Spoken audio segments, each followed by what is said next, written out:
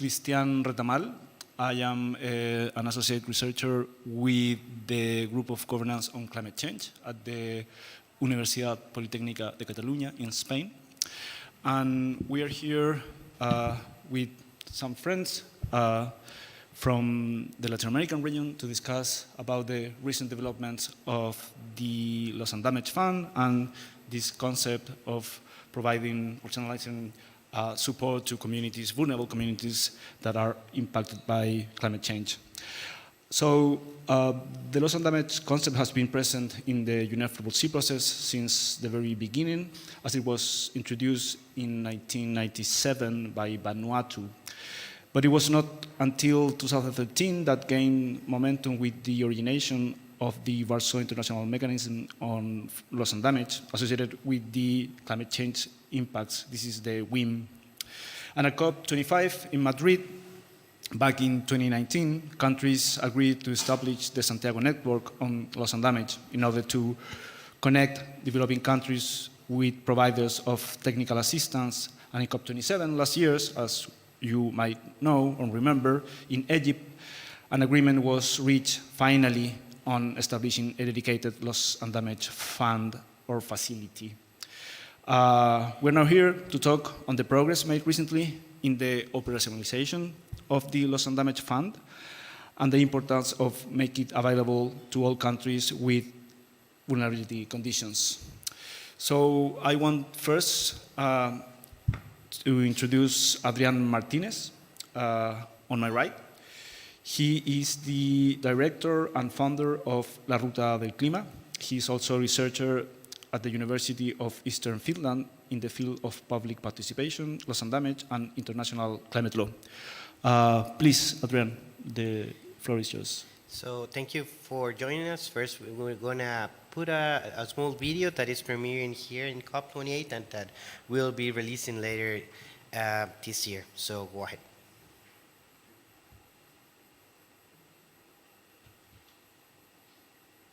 Antes de que esto fuera Parque Nacional, era un cacautales, y entonces mi papá iba a trabajar ahí. Entonces yo veía ciertas conchas y cosas que hoy no veo. Ya no están esas cosas. Yo soy de aquí, viví toda la infancia, pero Cahuita nunca se ha sentido tan caliente como ahora.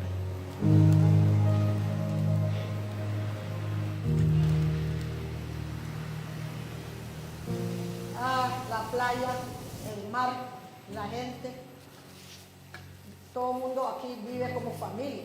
Vivir en Cahuita es una manera que yo no lo puedo escribir porque es mar, es tierra, es felicidad.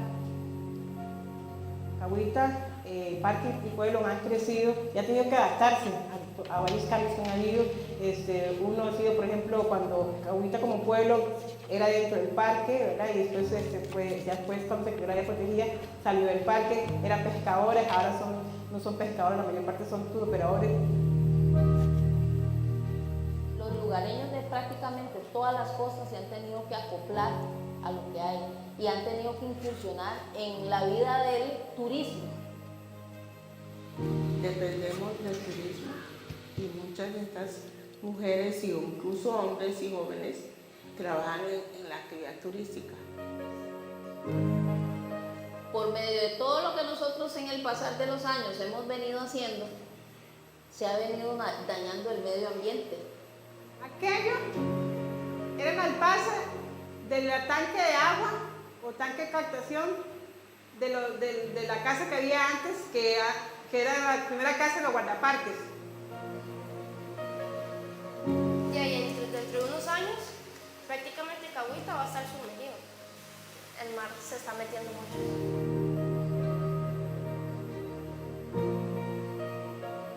La primera problemática el día de hoy es la corrupción y los intereses que hay detrás de un plan regulador costero. Sabemos que con esa regulación van a venir algunas pérdidas, van a venir como siempre intereses creados donde las grandes transnacionales quieran venir a tomar lo que ya los locales ya no puedan asumir porque no tienen el recurso y nunca han tenido ni la voluntad política ni muchísima ayuda. Toda comunidad debe tener su plan, pero tomar en cuenta la población, no hacerlo de una forma arbitraria, sino tomarnos en cuenta y proponer, entonces llegar a un consenso, un acuerdo en que no seamos afectados. Cuando ellos antes iban a pescar, traían hasta 70, 80 kilos de pescado. Con el cambio climático traen 20, que 5, que un pescadito. El cambio climático es una amenaza. No se puede pescar porque la clima es muy caliente. Entonces los pescados se van para afuera, afuera. Entonces cuesta ahora pescar como antes. Hay una contaminación marina importante producto de los agroquímicos en las manos. Ahora usted va a pescar y a veces cuando usted cree que trae un pescado, ¿sabe lo que es? Un plástico de la bananera. Ha afectado mucho. A veces uno huele el veneno en el mar. A mí no me gusta pasar ahí porque esos son cosas tóxicas que nos afectan. ¿No? Quizás no sabemos el claro, pero está afectando nuestra salud. Parece que el agua está agarrando como 2-3 grados más caliente. Entonces eso es lo que hace que las ciudades empiecen a blanquearse. En la época que mi papá estaba joven, ¿verdad? Entonces que, o sea, unos 50 años atrás, habían como 27 diferentes especies de corales. Ahora pueden estar quedando como entre, ¿qué? 14 y 15.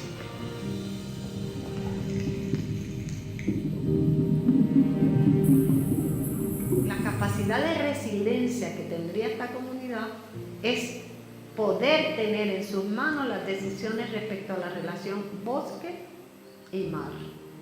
Yo siempre le he dicho a la gente, cuéntenle a la gente sin miedo, ¿por qué tenemos eso? ¿Por qué tenemos menos playa? Ah, es que antes era bonito, ¿por qué era bonito antes? ¿Por qué está pasando esto? ¿Qué pasó ahora?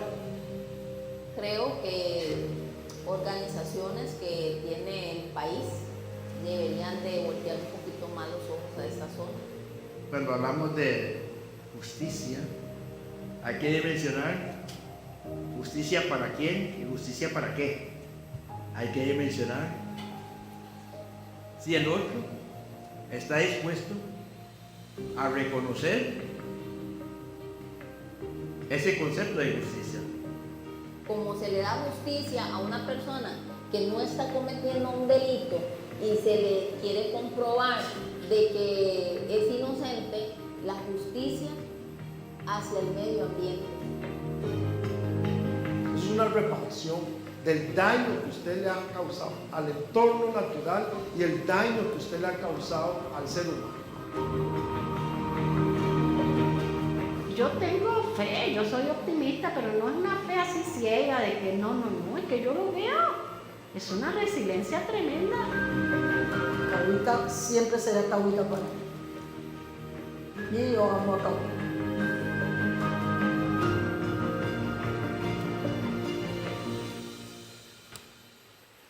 Thank you. Cahuita is a town on the south of the Caribbean coast of Costa Rica. It's a town that is surrounded by extractivism. It's a town that has one of the most important national parks in Costa Rica, and it's a community that is affected by sea level rise. But beyond that, one of the things that it represents to us is this interaction between the activities that generate risk on the ground by transnationals from the global north, selling banana to Europe, and the climate change impacts that are destroying the ecosystems that this community has learned to protect and that are the basis for its well-being. And I think one of the key questions that this video proposes that comes from the community is, do the others acknowledge what is justice, and justice for whom and for what? And when we see the loss and damage fund is clearly, and we can take it from the position of the European Union in terms of the new collective goal on finance, the European Union does not feel itself responsible, legally responsible for what is happening to Cahuita or other global south communities. There is no legal responsibility that is acknowledged in this process for the climate impacts and the destruction that communities all across the globe are suffering.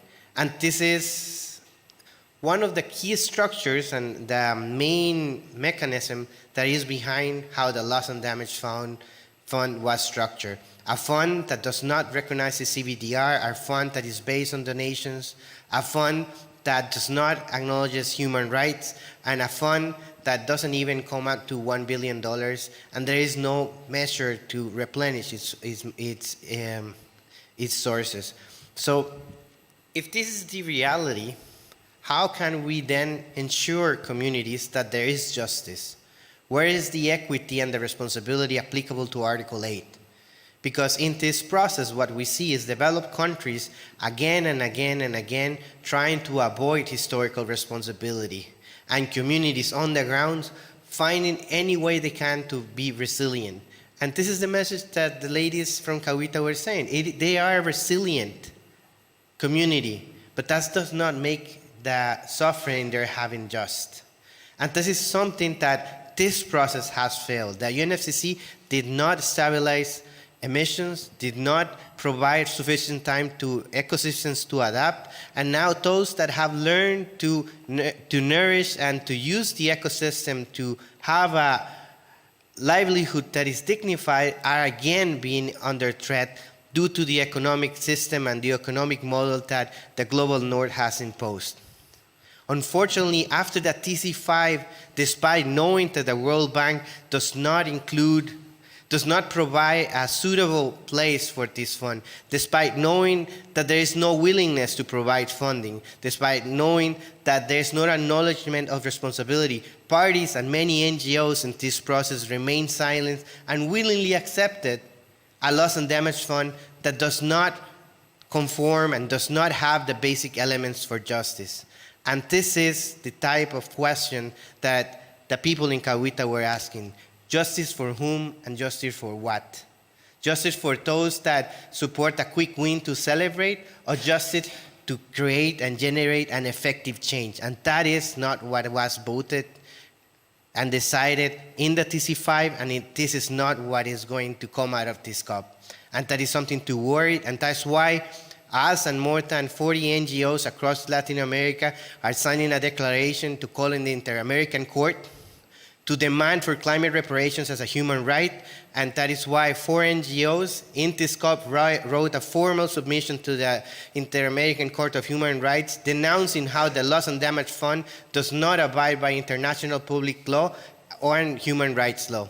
And that is the fight that we have ahead. That is the fight that us as an organization has put forward for many years ago, and will continue to demand climate reparations as a human right.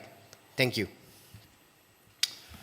Thank you, Adrián, for the video that you showed to us on the experience from the communities in Cahuita, for your intervention as well.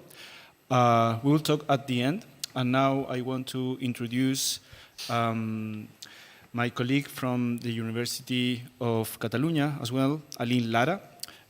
Aline is a chemical engineer from Brazil with a Master in Science and Technology of Sustainability from the Universitat Politècnica of Catalunya. She is an associated researcher as well with the Group on Governance of Climate Change.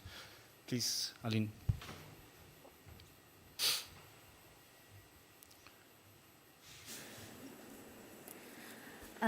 Good afternoon.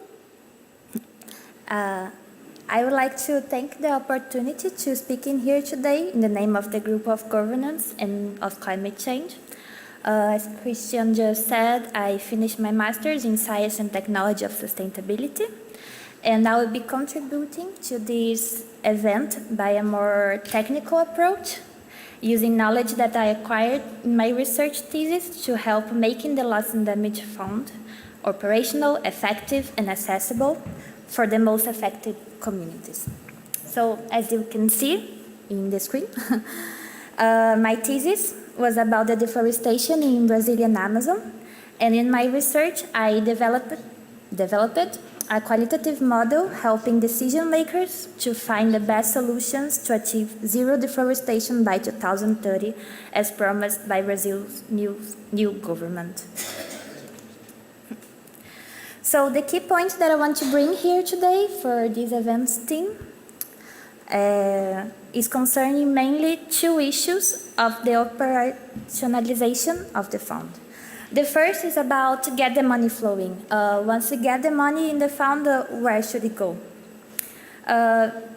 So basically I will be introducing a tool that could help the money to go in an effective way to the most needed communities that are now already facing losses and damages. The second issue that I'm targeting is the issue regarding the governance of the fund. We need to include civil society in the decision-making process of the fund so that it can be solving problems at a local level in a sustainable way from the bottom to top approach. In the next minutes, I will be covering these four main topics, starting with a brief introduction of my thesis, then explaining the model implemented and its importance. I will be ending the presentation with an example of a really good operational fund in Brazil and an NGO project led in a community in Amazonas that I have visited this year. So, as we all know, Amazon rainforest is essential to the planet and to human life. It is distributed in 9 countries of South America and with more than 2/3 located in Brazil. Despite its importance, the Amazon is threatened now by deforestation, with almost 20% of its territory cleared only in Brazil part. With this, we can already see some consequences, such as the increase in dry seasons and air pollution caused by deforestation fires that are affecting the life of local communities. This year, for example, we experienced a historic drought that was intensified by the El Niño. Also, some climate models suggest that if we continue with deforestation, the forest could reach to a tipping point, turning into a savanna. In here, we can see deforestation rates have varied a lot in the last years, and one of the key factors influencing it was the implementation of public policy in the Amazon region. With the new government efforts, Brazil is arriving to this COP with a successful result, having reduced in 22% the deforestation rates. In this context, given the new government's goal to achieve zero deforestation by 2030, I implemented intelligent sustainability decision support system. The word is more complicated than it sounds. Using a qualitative model to help decision makers to find the best solutions to stop deforestation. So, to do so, I did a vast bibliographic research, followed by an analysis of Brazilian Amazon deforestation, selecting the key variables so then I could design a model to better understand the pattern in the system. Finally, by analyzing the model that I designed, I extracted the best alternative to stop deforestation. I will be entering now in some more technicalities. I will try to be brief and clear and get to the point that I want to make. The model that I used in my thesis was the causal loop diagram, or CLD. The CLD is a decision support technique within the field of artificial intelligence and consists in a type of graph that help us visualize a problem representing the causal relationships between variables. The nodes are the variables of the system, and the arrows indicate the cause and effect relationship between them. The loop of the model could be reinforcing, which amplify changes, or balancing, which help maintain stability. Mainly, this model helps people to understand and analyze interconnections within a system. In here, we can see an example that one of the CLDs that I designed in my thesis to analyze the main factors of deforestation in Brazilian Amazon in the last 20 years. So the point that I want to make with all this is to highlight the importance and the cruciality of models for understanding and managing complex systems, because they can simplify the real-world complexities into a manageable representations. They can be used in many purposes, like policy development, predictions, and communication of a problem. So, what losses and damages have to do with all this?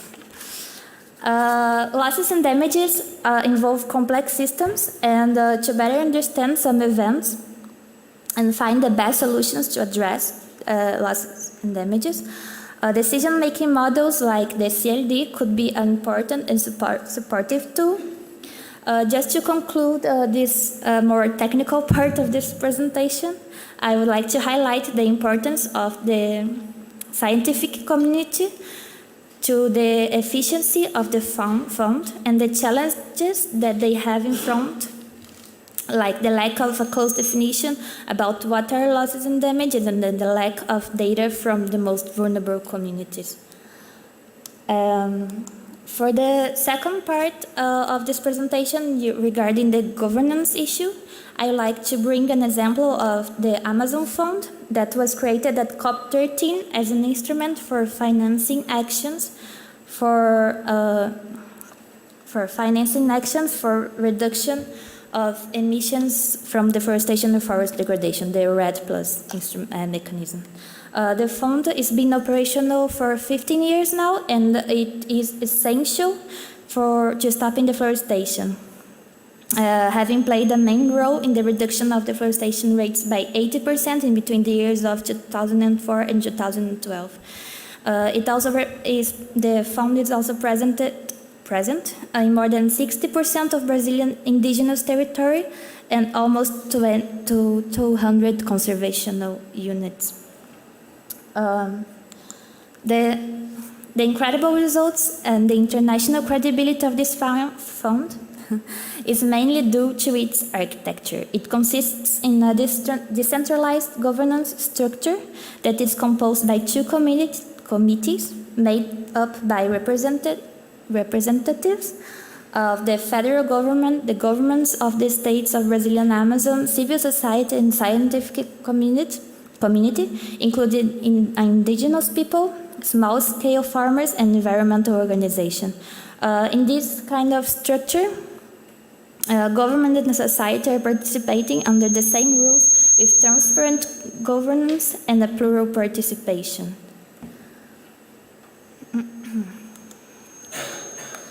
Now, getting to the end of my presentation, I will be exposing a study case of a sustainable community that I visited this year near Manaus, the capital of Amazonas.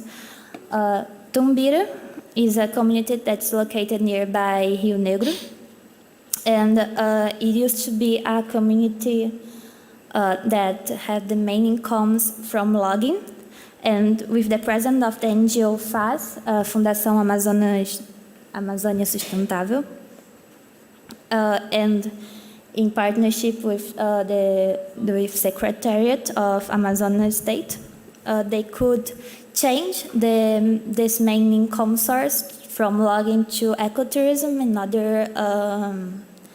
and other sustainable activities like artisanal. And the NGO FAS is present in this community since 2010 and has helped bring in education, health, connectivity, and technology to the people living there by creating schools and projects. Now, just passing through some main points that I wanted to bring here, the CLD and other decision-making models can be a useful tool for helping addressing the loss and damage found. Solutions to losses and damage should be based on science, technology, innovation, and human rights, and decentralized governance with civil society and NGOs participations are important to provide efficient, fast, and local responses. Thank you, everyone.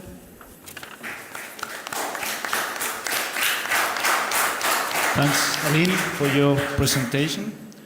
Now I want to introduce Nasha Cuello. Nasha is an environmental scientist, climate activist, and co-founder of Sostenibilidad Sin Fronteras. She's also a member of the Regional Conference of YALF, ARCOI, and Young World Ambassador and consultant with several entities of the UN system. Nasha, please, your turn. Thank you very much. Before to start, thank you to La Ruta del Clima, not only because they are an example for the work they do in loss and damage, but also because they always bring more ambitious in these issues in a very professional way. So thank you, and also for the invitation. I am from Argentina, so it is a large country that really depends on the crops. And I am starting saying this because, as you know, almost today we had a new president. Who knows the new president from Argentina or have heard from it? Yeah, okay. He's quite famous right now, right? Because sadly, he is a climate denier. And he was voted by people. But not only he was voted by people, but also by poor people, and especially young people in my country. So as an NGO, we keep asking the same questions. What are all the reasons why they voted someone with this profile, if I may say? Argentina lost 4 points of GDP in the last years due to a very historical drought. And that was very severe. And that has very important impacts in the redistribution of the income. And that was affecting all the social, political strategies that the previous government had. Of course, it was not the only reason why people voted the climate denier, among other things. Right now, we have almost 50% of the people living in poverty. 50% of people living in poverty means that there are more kids that cannot go to school properly than those who can. And that's the future we are envisioning in my country. According to FARN, Fundación Ambiente y Recursos Naturales from Argentina, 600 millions of income were not earned by people because they couldn't go to work due to the high temperatures and severe heat waves. Because a lot of people don't work in an office with an air conditioner in the middle of a big and good city. Most of the people need to take the public transportation, or they need to walk, or they really work outside, outdoors. So all of those jobs that depends on the weather directly were totally affected by the high temperatures and the heat waves. Myself, I live in a rural area, and I have a neighbor that is a family, and is quite similar to the story that you have told.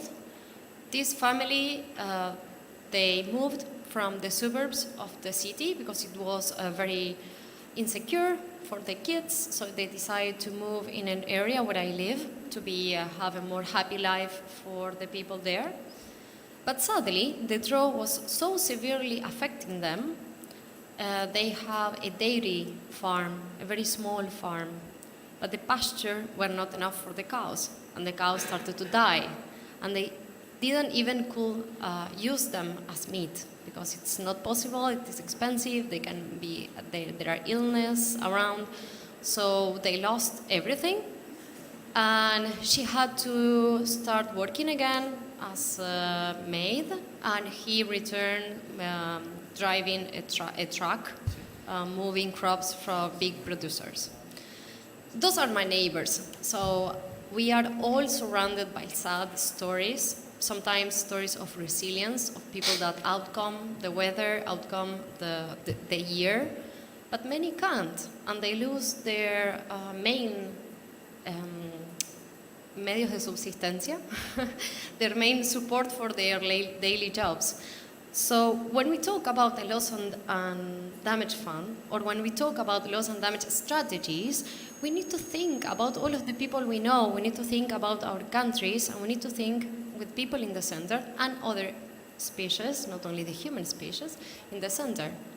And we need to remember that right now all the commitments that were made are almost like a joke, because regarding the loss and damage fund, with all the money that was pledged in the first week, it is equivalent to the salary of 9 football players in the Emirates.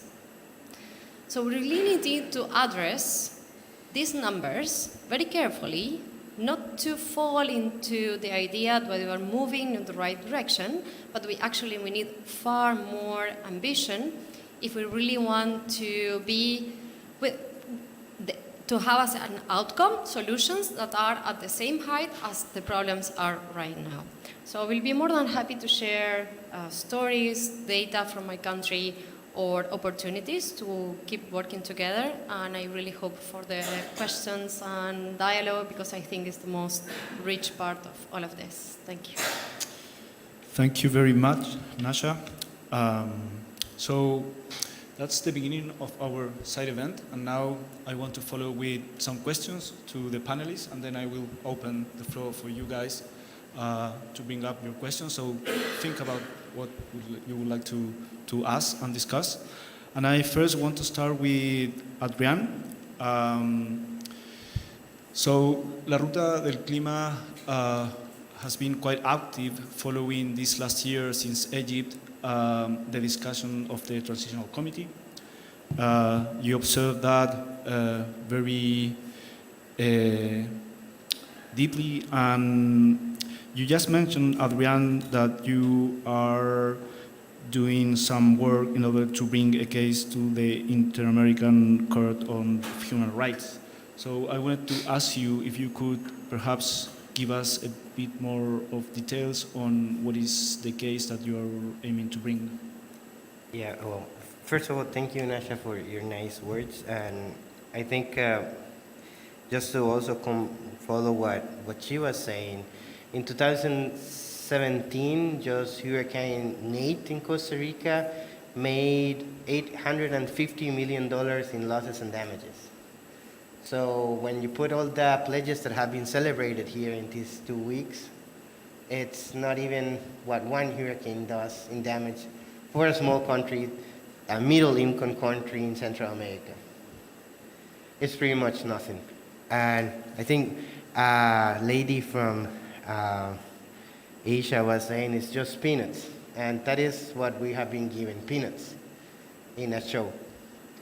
And for our perspective, what the Loss and Damage Fund represents is a huge historical missed opportunity, an opportunity that took more than 30 years to build, an opportunity that could have led us to a concrete result based on rights and justice, but an opportunity that has now gone by, and that many NGOs help to quickly let it go.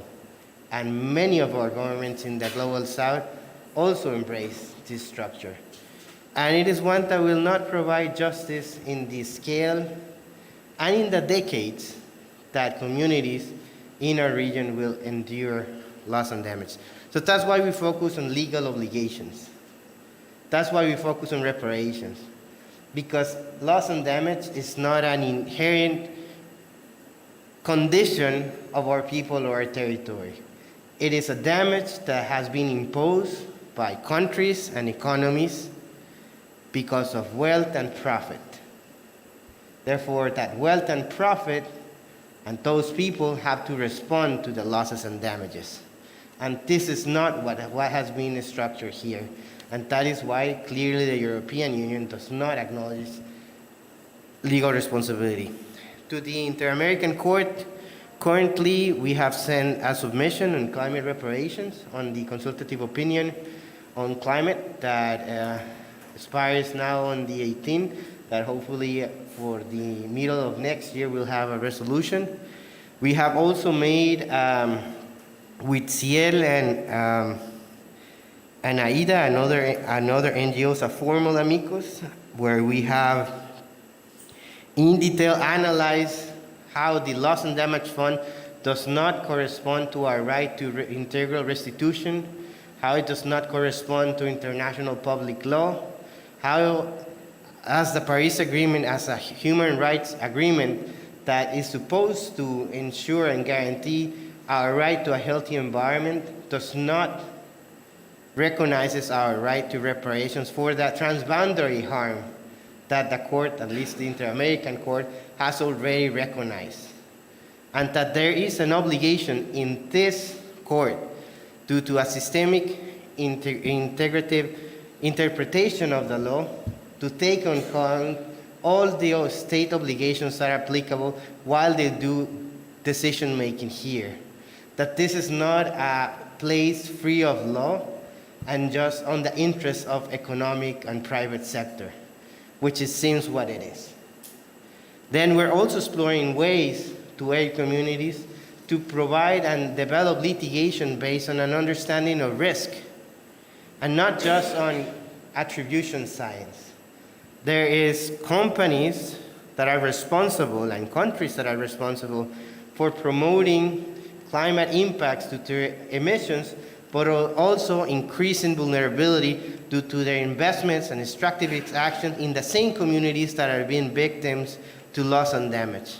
And you see this with mining, you see this with bananas, you see this with fisheries, you see this with even buildings and gentrification, where those that hear, denounce, and avoid responsibility are increasing risk in the communities in the Global South and profiting twice, while not acknowledging that they have to pay for loss and damage and making people, the most vulnerable and the least responsible, to pay out of their own pocket and to make the generations to come have to endure and include in their life condition loss and damage as something as if it was part of their life and territory and not something that was introduced by a third party, a party that is irresponsible, a party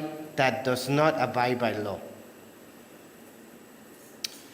Thank you, Adrián. Yeah, when it comes to operationalizing the loss and damage mechanism and the fund, a big issue it's about attribution, as you have mentioned, and then also the data that would allow to provide resources, funding to vulnerable communities. So, on the basis of the research that you, Aline, has shown us, as you have presented to us, I want to ask you, how do you think we can handle the problem from the most vulnerable communities in terms of data infrastructure?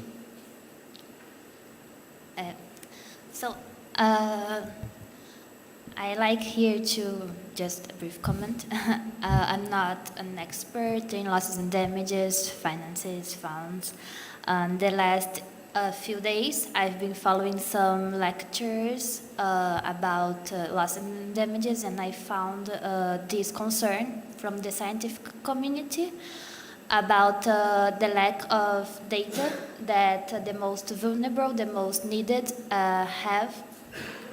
The most vulnerable communities have in regarding to the losses and damages, data that is really important and could be really useful for decision-making process to help address the best needs of the society and with the changes of the world. So to address this kind of problem is important, not only financial support, but also technical support, technical cooperation in between countries, to share knowledge in the scientific community, and also that to have in the decision-making process in the communities, in the architecture of the fund, scientifics and academics, that researchers, to help providing the best solutions to address loss and damages problems, so that the affected communities could be really effectively helped. Okay, thank you, Aline. Now I want to continue with one question for you, Nasha. You've said, and we all are aware, that today a change in administration is going on in Argentina. And we are aware, I guess most of us, of the ideas of the new president in relation to climate change. You've mentioned something about that.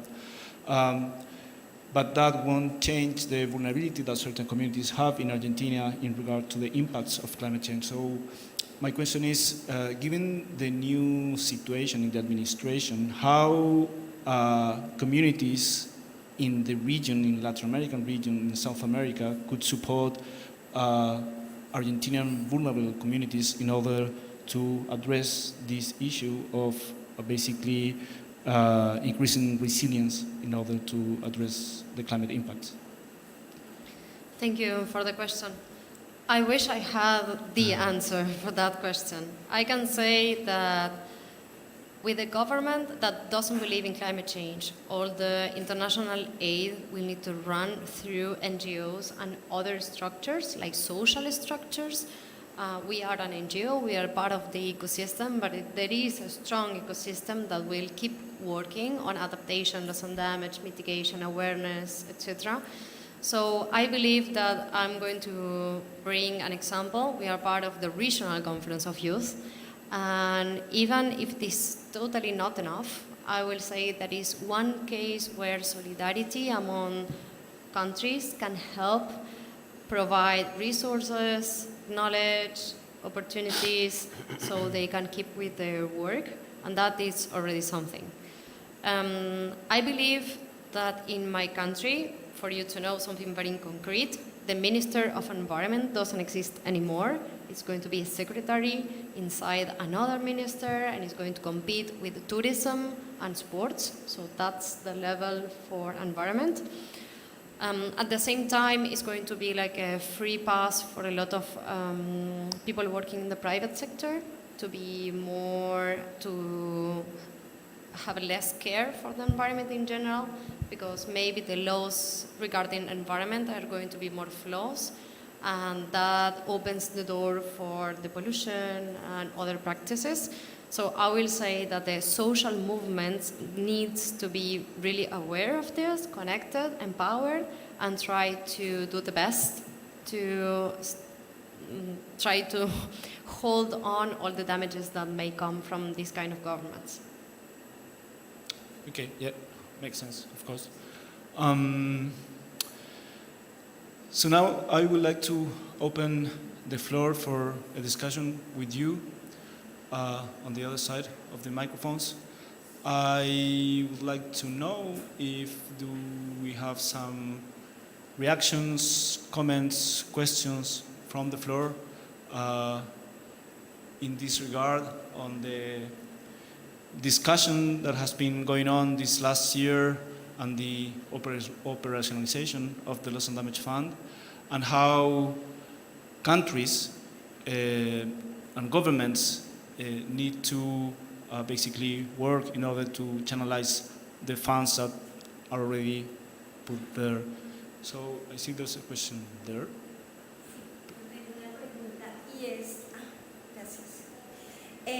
¿Cuánto tiempo puede tomar diseñar unos criterios diferenciados que permitan acceder a estos fondos para los daños y las pérdidas? ¿Y cuál sería también el reto de la sociedad civil con respecto al diseño de estos criterios? También a las exigencias para los gobiernos nuestros, ¿sí?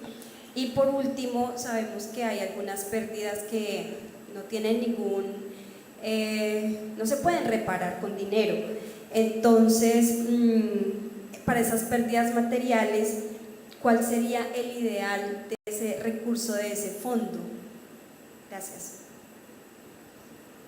Adrián, do you want to react? Sorry, I got confused, but I'm going to answer in español? English. Okay.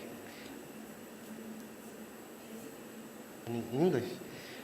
Thank you for the question. I think this is one of the complex things, not only because it takes time, we'll have to wait for the board to be elected and for the staffing from temporary staffing by the UNFCCC while the World Bank creates the fifth and then provides the secretariat. So that's going to take at least a year, I think. But beyond that, what is truly worrying, it's the content.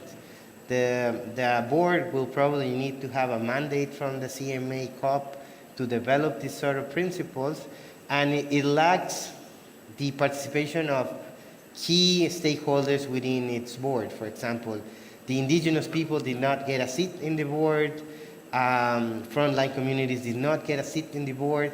So not only the key principles or processes to disperse the money and the criteria have to be made, but also the mechanisms of participation that already exist in other funds.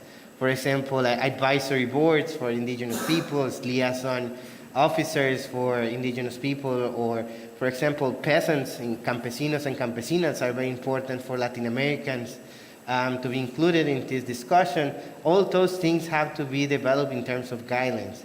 There is a very weak language within the governing instrument in terms of participation that does not provide already a structure that we can build on. So those are discussions that have to be taken here, and then they have to be developed by the board, and somehow either develop the participation mechanism first, develop the criteria second, or at the same time. But this is where the complexity is, because this is a board that is made out of almost 45% developed countries, even though as a population they do not represent 40% of the world. It's just representative of how much control do they want to have on this fund that they don't feel legally obliged to provide any funds. Yet they have a big chunk of representation on the board. And so imagining these two sort of this vested interest and undue influence of the global north against having no real way from the beginning for vulnerable communities or foreign-like communities to provide provide input into the criteria and the processes that have to be built for them themselves get the resources is very complex. Also on the fact that the structure of the fund provides that it disburses money through loans and grants. So there's also already a contradiction on how this, the operationalizing of this fund will be. So there is the complexity of not having the mechanisms in place, but also the need to develop priorities and mechanisms that respond to the people that are not talking on the board and are not present in the decision making, while having a whole lot of people that have no idea what is the global south necessities on the board deciding for others. Thank you, Adrián. And Nasha, would you like to react? Because I understand you have to leave soon, so any reaction to the question on this operationalization of the loss and damage mechanism and fund? Okay, great. Yes, I have a once-in-a-lifetime opportunity to meet the future head of Foreign Affairs in Climate of the new government. So I will try to take that opportunity to put some highlights in her head. But I believe that it may take a lot of time if you wanted to make it perfect, but we do not need something perfect to have something better, because what we have right now is totally insufficient. So even if we don't have a super analysis of all of the loss and damages already occurring, we can have a sense that there are a lot of zeros that needs to increase in the terms of the fund. And regarding what you say about there are losses that will never come back when you lose a life, when you need to migrate, when you lose your community, that's something that no money can repair. So we need to work better and better, we communities, to especially have a solidarity sense, because a lot of migration will come. I will need to restore and recreate new communities with people from abroad. And some countries will receive people, and those countries need to be prepared to really incorporate those people into the culture and gives them opportunities. Because if not, then we are going to see a rise in really extreme right governments that really push the barriers, not allowing people to migrate inside the countries and inside the regions. And that will be at a scale and violence that we don't want to see. So we really need to prepare our countries, our communities to adapt to the climate, but also to face the losses that will never come back. Thank you. And Aline, on your side, from the Brazilian perspective, how would you react to the question on the challenge for operationalizing this mechanism?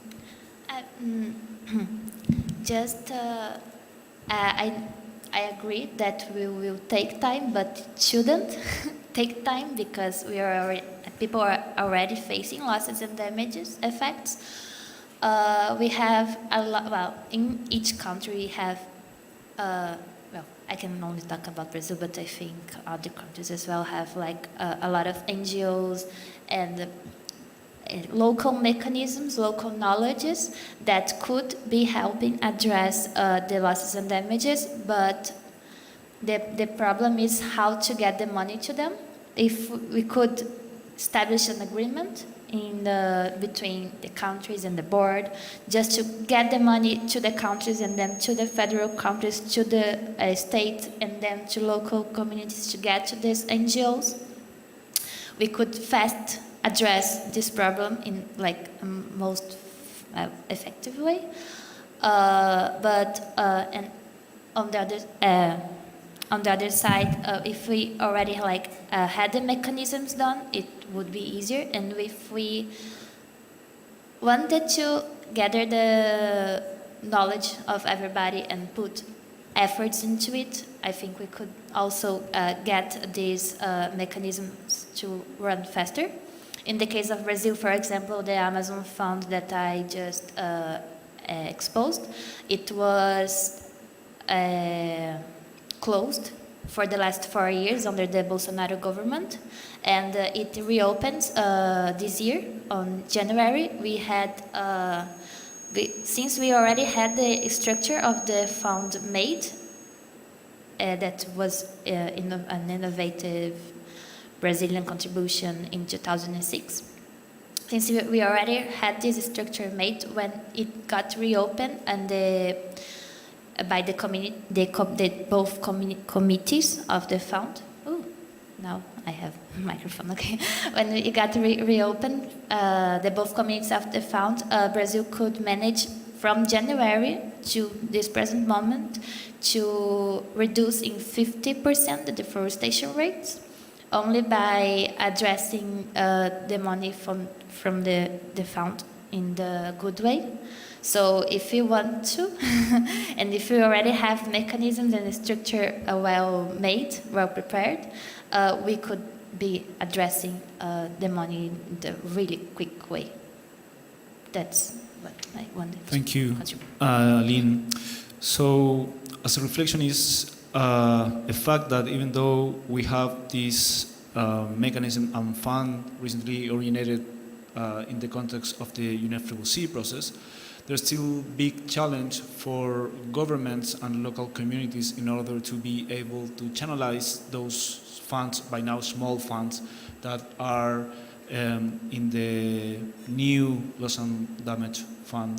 So there's a task for all of us in order to contribute to originate the institutional mechanisms for communities in our countries to be able to request resources when they are impacted and they suffer the loss and damage originated by climate change, the climate crisis. I see that there's another question from the audience, so please, in Spanish, yes. Mi nombre es Juana Toledo, yo soy maya de Guatemala. Pues yo quiero hacer un comentario en cuanto a la crisis climática en mi país, principalmente en los territorios de los pueblos indígenas, pues la discriminación y el racismo que ha tenido el Estado hacia los pueblos originarios, pues ha negado su desarrollo, pero también suma la crisis climática. Hay comunidades que sus casas, que escuelas, que sus siembras quedaron bajo el agua cuando la tormenta pasó hace 2, 3 años, y así se ha quedado, y eso ha generado la migración climática. Y esos problemas no se hablan, el gobierno las desconoce totalmente. Y si en caso de que salga ese fondo que se está hablando ahora, y sabiendo cómo son nuestros gobiernos de corruptos, ese fondo no va a llegar con las comunidades necesitadas. Entonces es necesario crear un órgano de fiscalización, quizás a través de los movimientos sociales o organizaciones, ONGs, que puedan ser parte de esta fiscalización, que realmente llegue. Porque actualmente he buscado información de parte del gobierno y no hay nada, no hablan del tema climático, pues. Entonces, ¿cómo ir buscando estrategias para que este apoyo realmente llegue con las personas que han sido afectadas? Gracias. Muchas gracias por ese comentario. I think that Adrián wants to react. Muchísimas gracias, compañera, por ese comentario. Pero te respondo en español porque me da la gana. Pues hay que hablar sincero, digamos. Nuestros países no les importaba el Fondo de Daños y Pérdidas. Yo he hablado acá con ministros, con representantes de delegaciones que me han dicho, pues si ya tienen 700 millones, ya pueden trabajar unos añitos. O sea, con 700 millones, por favor. Lo decía mi ministro de Ambiente cuando se preparaba para la COP. A mí quien decía, no le importa dónde esté el fondo, que esté en el Banco Mundial, que esté allá, totales de seguros. No sabe ni qué es el Fondo de Daños y Pérdidas. Y así lo decía en la conferencia de prensa antes de venir a la COP. La pura verdad es que quienes negociaron por nosotros no tenían interés. Lo que les interesa es las otras discusiones donde están los préstamos, los grandes financiamientos para negocios de mitigación, para negocios de adaptación, pero brindarle dinero a las comunidades que por sí son marginalizadas, que por sí no tienen Estado, eso nunca estuvo en su prioridad. Y por eso es que ni siquiera quisieron abrir el texto cuando lo trajeron acá. Porque así son las cosas que hacen en nuestros países cuando nadie quiere hablar, las ponen en la madrugada, en la noche, y todo el mundo celebra y se fue y nadie vio qué pasó. Pero no toma un doctorado para ver que eso estaba mal. Y me lo decía un joven de mexicano indígena, que me dijo que yo vine aquí con mi grupo de jóvenes y yo hablé con mi constituyente, yo hablé con las delegaciones y todos me dijeron que me quedara callado, que iba a estar solo si pedía que se abriera a discutir ese texto. ¿Y por qué? Porque todos sabemos que no sirve. ¿Cuándo acá los gringos, los europeos nos van a dar lo que nos deben si no es por obligaciones legales? Si lo primero que dicen es que no tienen obligaciones legales, es a que reconozcan que hicieron un daño, no van a poner $1, €1 para responder por las lesiones que hacen a nuestro futuro, que hacen a nuestro presente y que hacen a nuestra gente. Y esa es la realidad que vemos acá. Un proceso mercantilizado, un proceso que facilita y que se perdura en el tiempo, con ONGs, con delegaciones, con autócratas que viven de esto, pero no viven en la realidad. Gracias, Adrián. Thank you, Adrián, for the reaction. And Aline. Solo voy a hacer un comentario rápido porque sí, yo había dicho antes de pasar el dinero para los gobiernos de los países, después de la sociedad, a las ONGs de las comunidades locales, pero sí que estaba hablando del ejemplo del Fondo Amazonia de Brasil.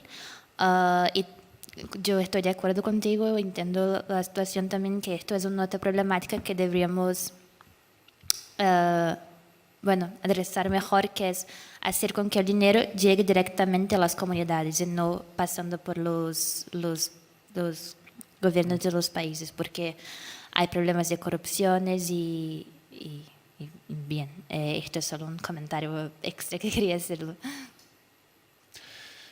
Ciertamente, y voy a también reaccionar en español, el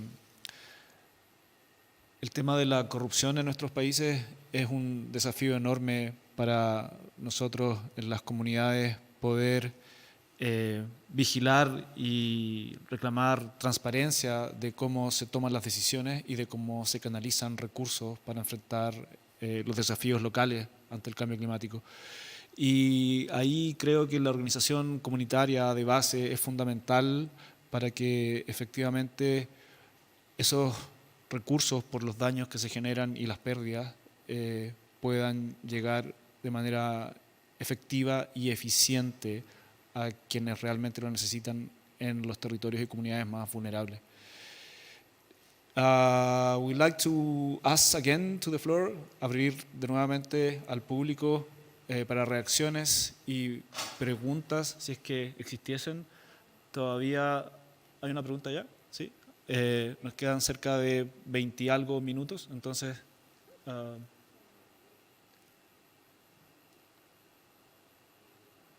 Is there a question? Okay. We have a question from the virtual platform. Okay. How to quickly integrate the methodology of this construction for local human strengthening, adapting the ambitions proposed at COP28 to the port infrastructure project? That's it. Did you get it? Should we repeat it? Please. Please. How to quickly integrate the methodology of this construction for local human strengthening, adapting the ambitions proposed at COP28 to the port infrastructure project. I do not know the methodology of deconstruction, so I'm unable to answer, sorry. So basically, if I understand correctly, the question is on how we should design, I guess, project proposals, if I can call it like that, in order to channelize fundings from loss and damage to infrastructure projects. So I'll go first, or you want to go first? I'll go first. I'm still trying. Okay, so I don't know if this is what the audience wanted me to answer, but in terms of developing projects, loss and damage is context-oriented, and it should always be built by people, by communities, by the smallest unit of impact, because if we acknowledge that it's hyper-complex, and especially because we're not only talking about nature, which is highly complex, we're also talking about human systems and interactions with nature that are equally dependent. And then we're also adding the non-economic internal side of humans, not just the pragmatic material systems, then it is, of course, something that should value what people think, the knowledge that they have accumulated by hundreds, or if not hundreds of thousands of years, through their interaction with nature. So indigenous people, peasants, local communities, how do they relate to the environment? How do they relate to each other? How they feel themselves? What hopes do they have? What priorities they have? That priorities do not necessarily match science or economic interests. Priorities match cycles that are not necessarily in sync. Cultural cycles that take time, political cycles, and that's how you should build a project, with people, because it's a people-oriented and nature-oriented project. It is not about profit, and this is what is, of course, so hard to swallow here in the UNFCCC, where everything is profit-driven. This is about people and life and dignity, and it has to match those times and those cycles and those complexities. And to me, if we don't want to generate more harm, which of course we can, and a key example is, for example, the forced displacement of indigenous people in Panama, moving them from their island to the coast with different infrastructure, different architecture, where their livelihoods cannot develop the same way, where the local knowledge is now colliding with their material reality. Those things affect people, affect the identity, affect culture. So we can generate harm. That is why it's also so important to eventually develop a grievance mechanism to stop it. Because we have to have an adaptive governance system within the fund that responds to the harm that it can do to ecosystems and to humans. And that is why it's so important to have more participation of those affected and not just of third parties like the Global North. Because you need immediate hints that you're doing stuff wrong, because you will definitely do stuff wrong. Because you can understand the complexities, and the results of whatever you do will not be immediate. Some of them will be felt in generations to come, either in psychological trauma, in the development of new culture, of the loss of culture, or political or even violent conflicts that will eventually develop. And that is something that unfortunately this convention will have to deal with, because it's messing up with people's livelihoods, indignity, and its social systems. Gracias, Adrián. And Aline, do you want to react as well? Just want to add and agree with something with Adrián. Is the importance of creating local solutions, and yet the importance of not only creating local solutions, but also having voices, so that the local people, the communities that are really affected, you need to give voices to them, to be in participating in the decision-making process, in the structure of the fund. And not only because they are the people who are being affected, and they need to be treated with dignity and human rights, and not being displaced in a top-bottom approach, but a bottom-to-top one. Also because in case of indigenous communities, for example, we have a lot of knowledge over there. They are people that came from the earth, they live in the earth, they know. We shouldn't erase their knowledge, their traditions. We should hear what they have to say. We should embrace them and use them for providing solutions in many different ways. That's it. Thank you, Aline. And again, I would like to see if we have more reactions, comments, or questions from the floor. We still have some minutes. So there's another one here again in front. ¿En español? En español. Y perdón por ser tan insistente con el tema, pero a mí me gustaría entender muy bien qué pasa con esto de los fondos para poder contarle a las bases de la organización a la que pertenezco. En ese sentido, cuando veo la pregunta de qué tan efectivo, qué tan ágil podría ser la redacción de esos criterios, mecanismos o rutas o estrategias para poder destinar estos fondos, es porque siento que nos vamos a seguir, no van a ser tan efectivos, que vamos a llegar a otra COP sin tener claridad sobre eso.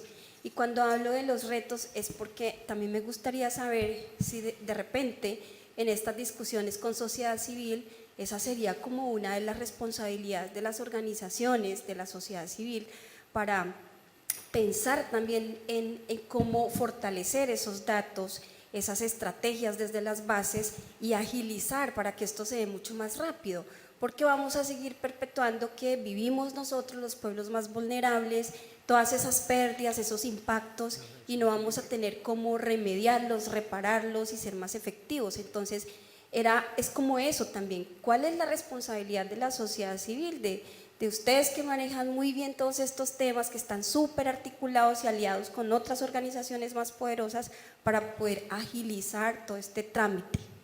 Gracias. Claro, creo que eso es, evidentemente es una responsabilidad de toda la sociedad civil, especialmente quienes tienen capacidad técnica para hacerlo. Es una responsabilidad inherente de los 192, 94 países que apoyaron por aclamación la estructura del fondo tal y como está, especialmente todos nuestros delegaciones país y quienes negociaron eso a favor nuestro, principalmente. De nuestra parte tenemos una publicación sobre cómo hacer un fondo de daños y pérdidas centrado en las personas, donde recogemos los diferentes mecanismos de participación y de asesoría que hay en los fondos que ya son parte del mecanismo de financiamiento de la convención, el Fondo Verde del Clima, el Fondo de Adaptación y el Global Environmental Facility, no me sé el nombre en español. Y ahí pues rejuntamos todos los diferentes mecanismos que pudieron haberse incluido en el instrumento de gobernanza, pero que ahora hay que incluirse, sea como una guía, como una política, o que el CMA, por ejemplo, en la próxima COP, pues le dé esa guía al board para que desarrolle. Creo que en general, incluyendo a las personas campesinas, a las comunidades de primera línea, a los pueblos indígenas, es algo que no pueden dejar pasar por alto.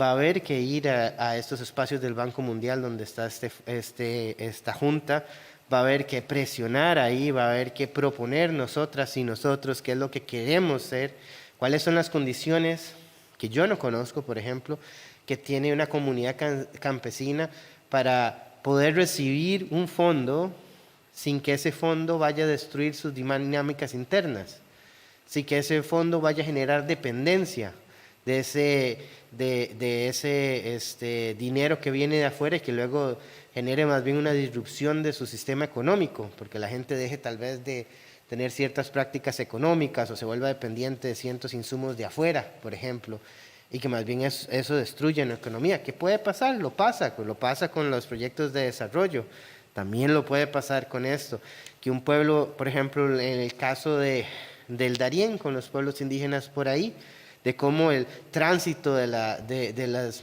miles de personas que ejercen su derecho a la movilidad ha hecho que cambien sus prácticas de consumo y producción económica. También puede hacerle un proyecto de intervención. Entonces, ¿cómo hacer para que tengan el acceso que quieren, para lo que ellos necesitan y ellas necesitan, de la forma que sea respetuosa de sus tradiciones, de su política, de su estructura?